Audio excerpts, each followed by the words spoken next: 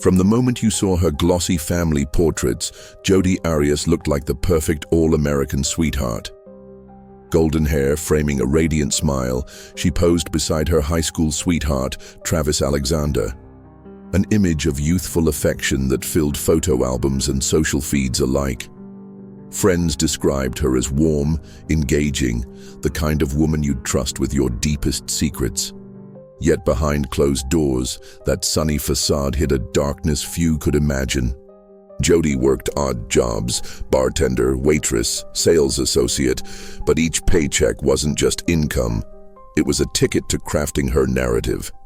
She posted selfies that exuded confidence, pouty lips at sunset, soft focus shots in the mall, laughing with co-workers. Her Instagram captions dripped sincerity. Living my best life, grateful for every moment. Love stronger than fear. To anyone scrolling, she was genuine. But beneath the filtered images, cracks were beginning to form. Their first serious argument came after a photo shoot in late December 2007. Travis posted a candid of Jodi laughing by a fountain, tagging her with sweet emojis. She responded in a private message, "You make me feel so small." His puzzled reply, "Why? You're beautiful," was met with silence. When she finally answered, her words were carefully chosen. "Because I don't trust people who love my photos more than me." It was the first inkling that Jodi's need for validation veiled deeper insecurities. In the months that followed, subtle warning signs emerged. Jodi became territorial, tracking Travis's social media comments, questioning every friendly "hey" from other women. She showed up unannounced at his door, claiming, "I just wanted to surprise you," even when he'd asked for space. He laughed it off in interviews, calling her intense but in a good way. Friends reported that he looked uneasy in her presence, yet publicly he praised her loyalty, calling her "my rock." Then, in late April 2008, Travis began dating someone new. His Instagram stories shifted, beach trips with another woman, sunset silhouettes minus Jodi's smile. In response, Jodi's posts grew sorrowful. Poetic quotes about heartbreak, black and white filters, captions like, "Some chapters don't end, they just close." Fans rallied behind her, flooding comments with promises that "you'll find love again." Each supportive message fed her need for affirmation and fanned the flames of resentment. By June, the dynamic had warped into obsession. Jodi's late-night calls became frantic pleas. Her texts, once playful, turned accusatory. "Why won't you see I'm the one who truly loves you?" She showed up to his workplace at midnight, claimed she lost her keys, then refused to leave. Co-workers took pity, escorting her to her car. Still, she posted nothing of these confrontations, only curated images of herself at yoga class or enjoying coffee, as though projecting calm, while her inner world unraveled. The day before the tragedy, June 3, 2008, Jodi and Travis met for what he believed would be a civil dinner. She arrived carrying a handwritten letter, tears in her eyes, begging for reconciliation. He comforted her briefly, then gently explained that he needed space. Surveillance footage captured her nodding, then slipping a final embrace that lingered too long. As Travis walked away, cameras caught her expression. Something between sorrow and something darker, a glint of resolve that would soon become infamous. And so it began. 7 hours of lies. In those hours, Jodi crafted an alternate reality, one in which Travis remained hers, body and soul. Her every word would be calculated, each gesture rehearsed as she fought to keep control.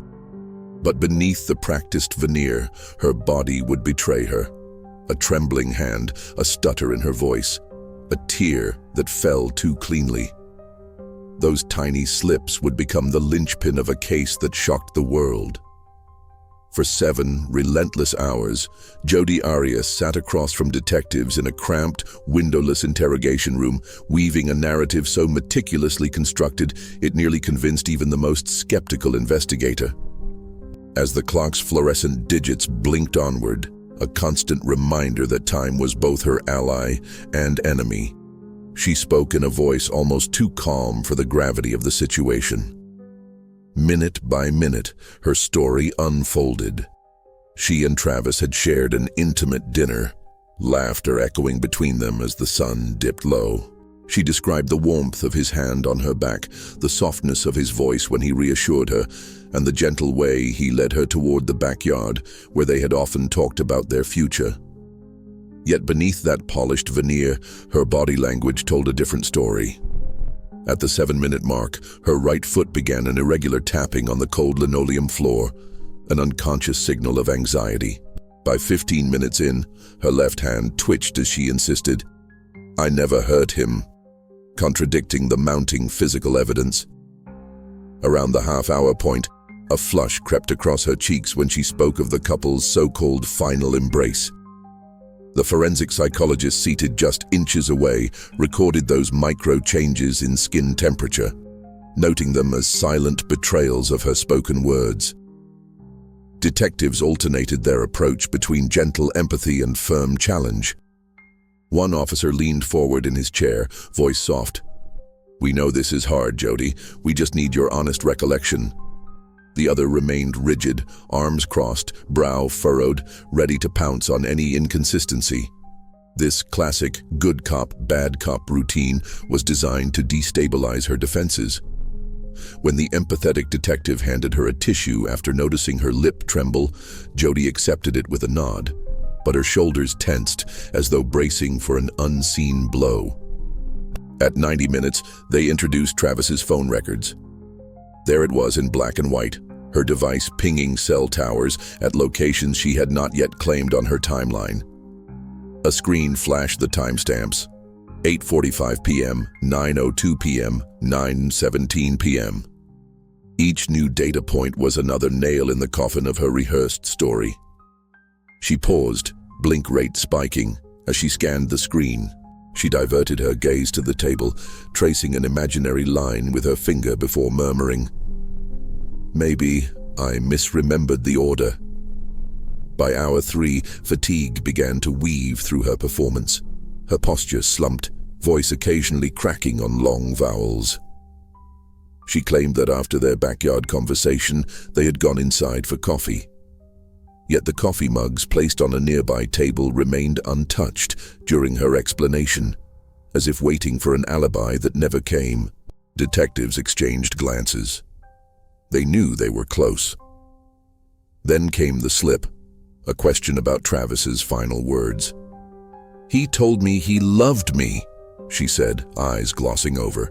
"He said he couldn't live without me." But cell tower records placed her phone miles away. She had never been within reach when she claimed that exchange. Her smile faltered, replaced by a flicker of panic.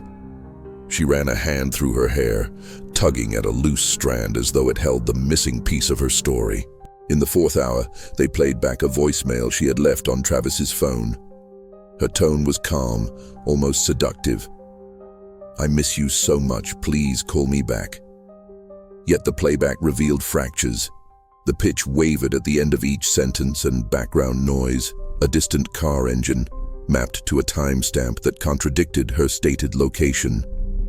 As the recording looped, Jody's breath caught in her throat. For the first time, she looked directly at one detective, eyes pleading. Detectives pressed on, relentless. They introduced a grocery receipt dated the same night, an itemized list that placed her at a convenience store far from Travis's home. "Can you explain this?" they asked, sliding the crumpled receipt across the table. Her fingers hesitated to pick it up. I must have gone for snacks afterward," she stammered, but her voice lacked conviction. The detective waited in silence. Seconds ticked by, forcing her to fill the void. "I was upset," she admitted quietly, "and I drove off to clear my head." A confession disguised as explanation. At the 5.5-hour mark, her carefully scheduled pauses dissolved into frantic stutters. She repeated phrases, "It wasn't supposed to happen. I couldn't control it. Please understand." Each repetition chipped away at her credibility. Detectives noted the shift from declarative statements to pleas, from rehearsed lines to genuine distress. By hour 6, even her physical composure began to unravel. Her once steady breathing turned shallow and rapid. Her shoulders hunched as though bearing an invisible weight. When asked again about those final moments, she closed her eyes, head bowing. "I'm so sorry," she whispered, voice cracking. It was the moment she conceded defeat, not fully in words, but through every slumped muscle and shuddering breath. In that room, under the harsh glare of the fluorescent light, Jodi Arias's long con unraveled piece by piece. Each micro-expression, each physiological spike, and every contradiction formed a mosaic of deception. And while her words described love and desperation, her body told the forensic truth that sometimes the mind's most carefully crafted lies cannot outlast the body's instinctive confession. By the 4th hour of her interrogation, the inconsistencies in Jodi Arias's account had begun to pile up like a tower of mismatched blocks, each one teetering dangerously until the whole structure threatened to collapse. She had maintained a veneer of composure, but under that calm surface, the truth seeped through small but telling cracks. Those cracks would become the investigator's roadmap to the reality of that tragic night. It began with the timeline she provided. Jodi insisted that after leaving Travis's home, they drove together to his friend's house to pick up photos from a recent photo shoot. Yet GPS data from her rented vehicle placed her miles away, parked alone at a convenience store at precisely the same time. When pressed, she paused, blink rate spiking as she searched for a plausible explanation. Her voice, steady only a moment before, wavered. "Maybe I went there first." But that admission contradicted her own statement earlier in the interview when she described leaving directly for home. Next, she claimed that Travis walked her to the passenger side of the car under the soft glow of the porch light, an image meant to evoke tenderness, to humanize her accusations of emotional turmoil. However, surveillance footage from a neighbor's doorbell camera showed her exiting alone, with no one by her side. Investigators pointed to the silent video loop, Jodi's reflection in the window, the empty driveway behind her, the static posture that betrayed the presence she had fabricated.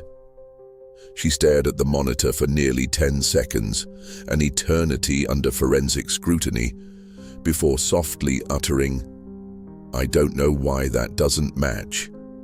As hour 5 approached, the detective shifted focus to her description of their so-called final embrace. She spoke of holding Travis in her arms, of feeling the steady rise and fall of his chest as they clung to each other in shared grief over their relationship's decline.